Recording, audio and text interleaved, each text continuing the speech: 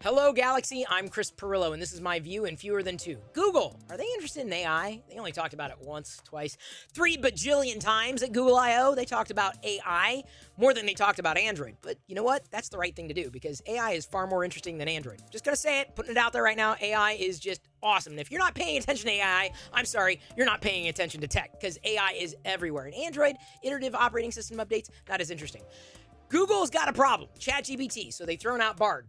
In many ways, they threw up Bard because that's kind of what it is right now. Now, they've changed the large language model around Bard today, but they've got to do many, many things in order to pull ahead of where ChatGPT is today.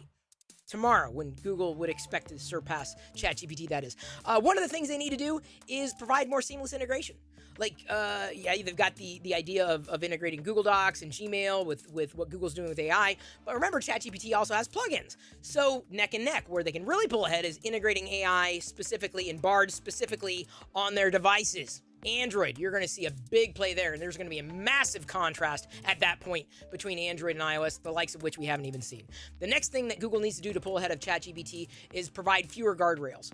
They gotta stop playing it so safe because I'm telling you, ChatGPT is just it's fun to use. Google Bard, it kind of feels it's just not fun.